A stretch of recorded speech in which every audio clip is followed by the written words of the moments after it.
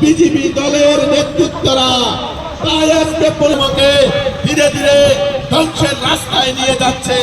আমরা ভারতের গণতান্ত্রিক যুব ফেডারেশন ডিওয়াইএফআই চতুর্থ বিভাগীয় সম্মেলনকে জনগণের সরকার নয়, এই সরকার নয়, এই সরকার মানুষের কথা বলে না, এই সরকার রাজ্যের জনসাধারণের কথা বলে না, এই সরকার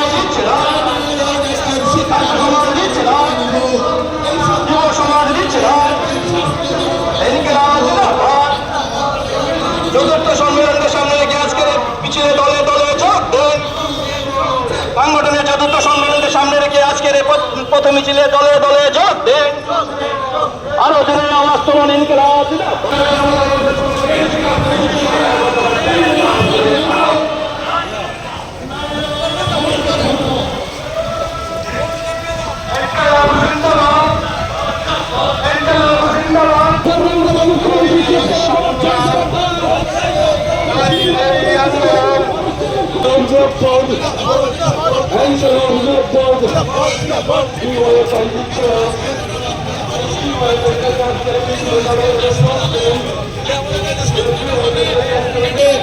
টাকা নিয়ে থাকে।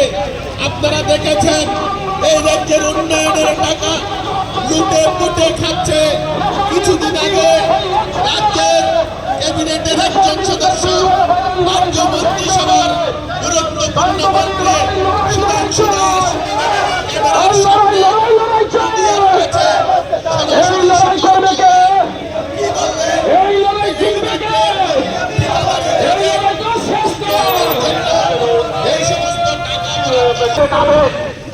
বছরে 50,000 চাকরি প্রদান করার বিজেপির প্রতিশ্রুতি অনুযায়ী যদি বছরে 50,000 বেকারের চাকরি হতো তাহলে গত 7.5 বছরে রাজ্যে প্রায় 50,000 বেকারের কর্মসংস্থান হতো। কিন্তু গত বিধানসভার অধিবেশনে দেওয়া তথ্য অনুযায়ী দেখা গেছে গত 7 বছরের মধ্যে নিয়মিত পদে সরকারি চাকরি হয়েছে মাত্র 15,000।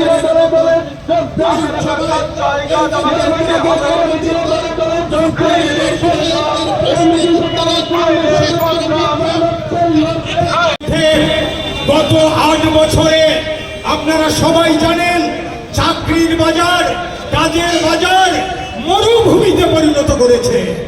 চাকরি নাই, গরিবের ঘরে চাকরি নাই। 10,323 নির্বাচনী প্রতিশ্রুতি, ক্ষমতা এলে তাদেরকে চাকরি ফিরিয়ে দেওয়া হবে। কোথায়? ঘোড়ার টিম করেছে বিজেপি, সর্বনাশ করে দিয়েছে। শত শত স্কুল বন্ধ করে দিয়েছে। শত শত স্কুলের মধ্যে মাত্র একজন টিচার দিয়ে স্কুল চলছে। শিক্ষা ক্ষেত্রটাকে 12টা বাজিয়েছে বিজেপি। শিক্ষা ক্ষেত্রের মধ্যে আজকে অন্ধকার নেমে এসছে। তার প্রতিবাদ করবেন না?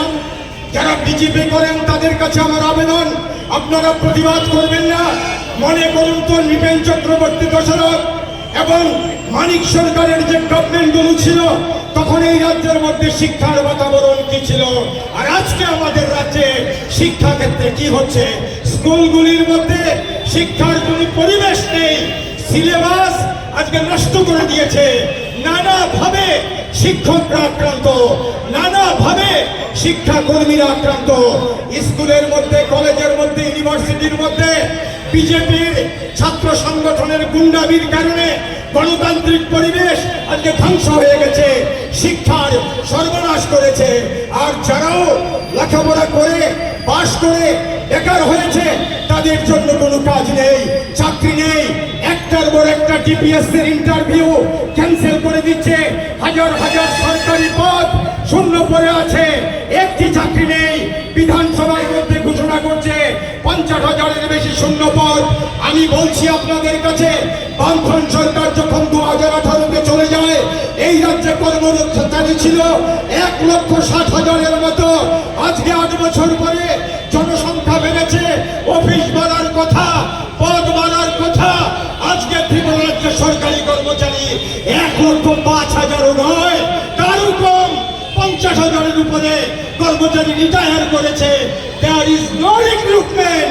চাকরি নেই, ওই 5টা 7টা 10টা 15টা 20টা চাকরি, আর কোনো চাকরি নেই।